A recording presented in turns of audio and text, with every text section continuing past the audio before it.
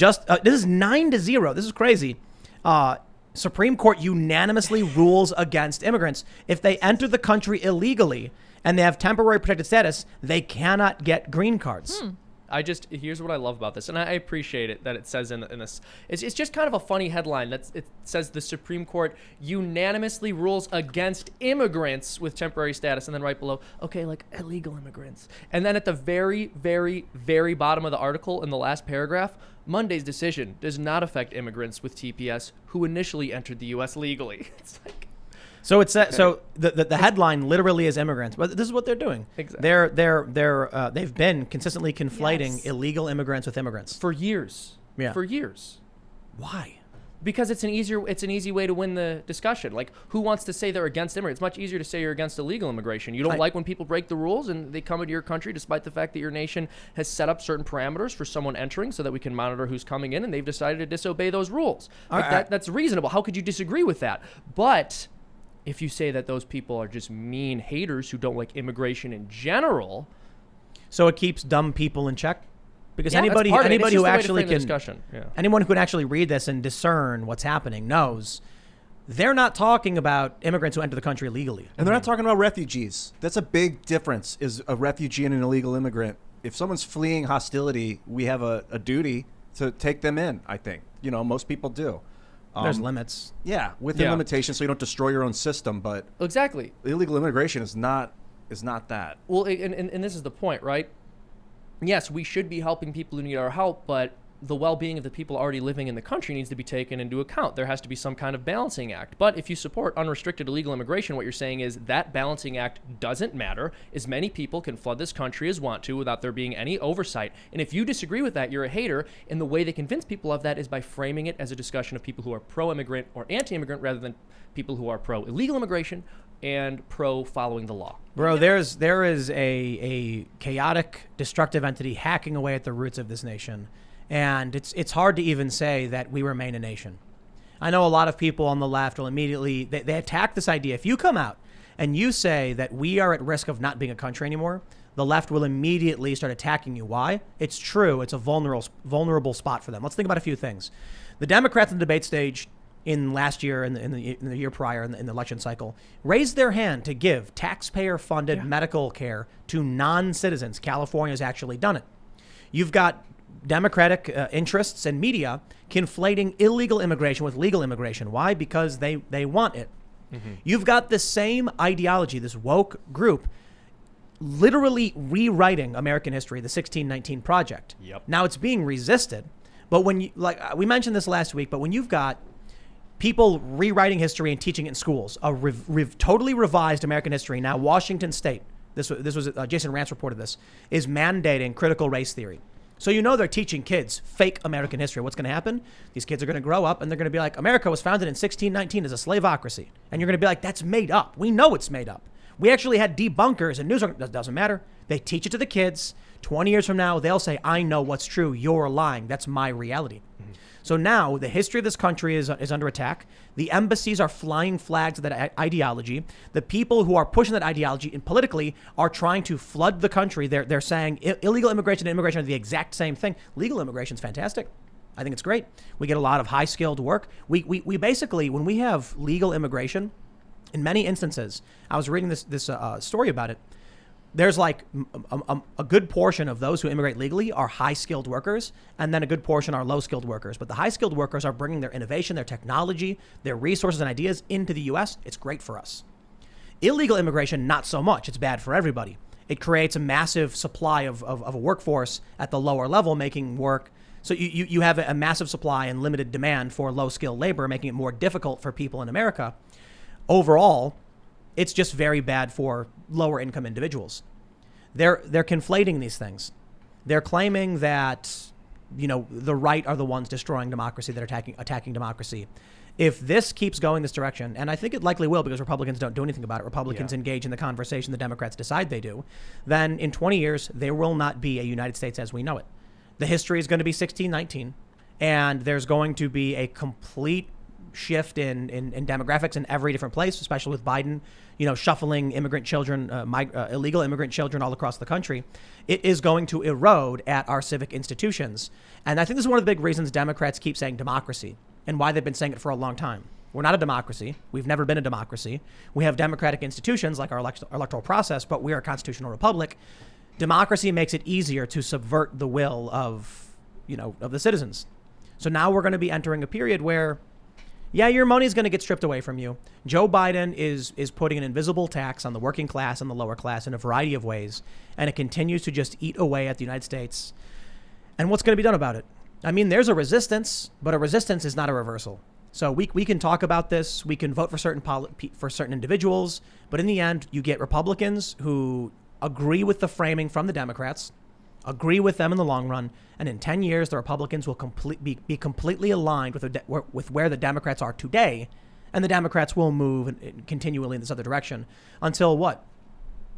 Yeah, I mean, the entire nation falls apart. And I've said that, I hope I'm not starting to sound like a broken record on these points, but I've said this in the past. Leftism is just social decay transformed into an ideological system of thought.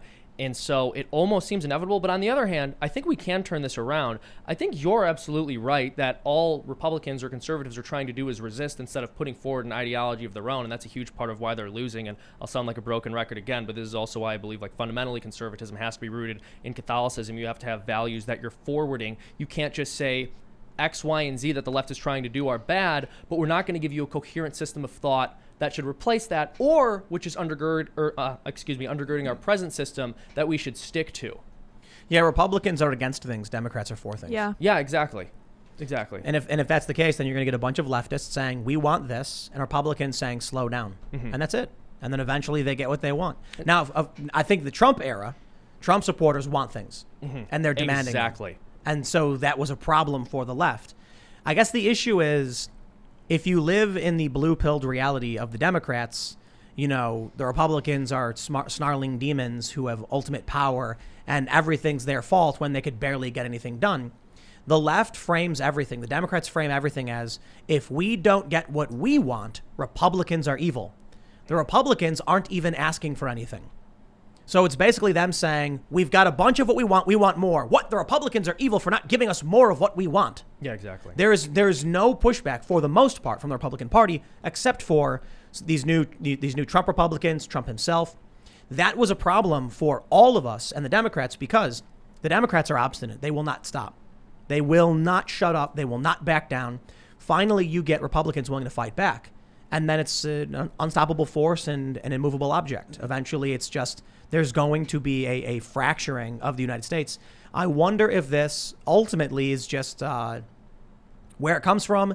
Is it a psychological operation? Are we under attack? Are we being manipulated? You know what I mean? Yeah. I'm not sure. I don't think Probably. that it's. I keep thinking about the Roman Empire. It seems like things are so stable here, but then it also seems like we kind of don't have a culture in the United States. We've got so many cultures that it's like, how do you pinpoint what we are as a nation? We have the Constitution. That's very basic. In the Roman Empire, people would migrate in, and it was very dangerous when people would come in, because what would happen is they'd migrate in, nothing would happen, then their friends and family would come migrate in, and then all of a sudden you'd have 100,000 people in a city from another country, and they'd overthrow the mayor and take control of the city. Yeah. And then the state, the surrounding lands. So that is very real with immigration. That's why you have to be careful about your borders and about letting too many people of different cultures that don't value the Constitution, the government necessarily. Well, can you imagine if 170,000 people poured over the border of a country and then the president of that country released a video welcoming people and thanking them for choosing his country? Why did Biden do that? That literally happened in March, at the end of March, yeah. Wow. In March, 170,000 people. It was a 15-year high in terms of people spilling over the border. And Biden released a video. Granted, it was for people who are being naturalized as citizens, but what he says is, thank you for choosing America. It takes a lot of courage to cross over that border and come to this nation, etc. So it's just setting us up for destruction ultimately. Very sad. And it would be one thing if he was saying that to people, because he was speaking to people who are becoming citizens, but the problem is when you release that kind of messaging at a time when the left is insistent upon conflating immigration and illegal immigration, you are basically giving the okay to everyone who wants to come into this country illegally to do so. With this mixed messaging that they've been giving now is like, if you're here, we're gonna say it's okay, but don't come. It's basically like saying, but if you get here and no one knows, then we're gonna treat you like you're fine. Exactly. So that's insane. It's insane. It's completely insane. Clear on that. Unless it is their intention to get as many people here as possible and then naturalize them and then build a loyalty and a relationship between those people and their political party so that they win forever. I'm not entirely Then it makes convinced perfect that sense. would happen. Maybe it wouldn't, and I hope it wouldn't. But I think that's if there is a plan, that's it. Look at South Texas, McAllen. We were talking about this. I mean, Hispanic areas flipped. They're going Republican. And I think that's fantastic. And there are many conservatives who predicted that kind of thing would happen because I think Mexican people tend to be more socially conservative, and that's where most immigrants are coming from. But that's definitely not something the left has been banking on. Yeah. The left has sort of assumed that they own immigrants and immigration, and they tend to believe that they can depend upon virtually every minority group to support them.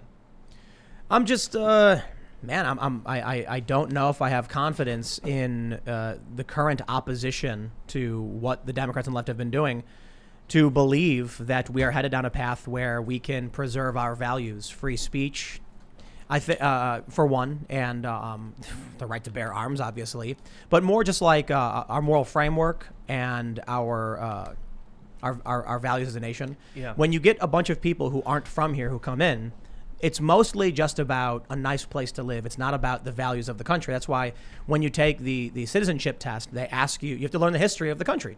They want you to know and respect this country and what it represents, who the presidents were and things like that. When people come here illegally, they don't know or care about any of that. They're just coming and saying, here's my chance, to get some resources. Now, the left's response is usually like, oh, it's no big deal. You won't even notice. And it's just absurd to think that there's not going to be an impact. You mean to tell me that when it comes to climate change, all of these farting cows and all of these individuals using electricity and air conditioning, it's extremely bad. You mean to tell me that the individual has an impact on climate change, but the individual coming in here illegally doesn't have an impact on our economy? How about we frame it that way, right? The United States produces more carbon emissions than a bunch of other countries, so the last thing we want is more Americans, right? No, I guess they're fine with that. They just want to transform the economy as well. So what do you mean to tell me? You're going to invite 170,000 people in 1 month, but then also take away their means of actually maintaining themselves through the economy? They can't use electricity. They can't produce carbon. Then all you're doing is encouraging them to go on these long and dangerous journeys. Then once they get here, you make them do serf labor in exchange for nothing but limited access to resources. Meanwhile, the ultra rich are allowed to do whatever they want. Yeah, exactly. You're kind of building an underclass. And there's a few things you said there which I'd like to dive into. When you're talking about immigration, it's sort of the distinction between illegal immigration and legal immigration. There are a number of people who have made the criticisms that, well, a lot of conservatives say that they're in favor of immigration, but they're against illegal immigration, but that's incoherent because then they should be okay with us allowing anyone into this country as long as we make them a naturalized citizen through some kind of process. But the entire purpose of having an immigration system is, as I said earlier, oversight. And so I think what we need to be doing in terms of our messaging isn't just saying we are against illegal immigration. We have to be talking about the immigration system which we want to build, or the one which was supposed to be here, which we would like to maintain, and that is one which says if somebody wants to come here, as you've stated, they have to prove to us that they are interested in promoting our values. Did you know that Jon Stewart once, a few years ago, 6 years ago or 7 years ago, advocated for the draft? Whoa.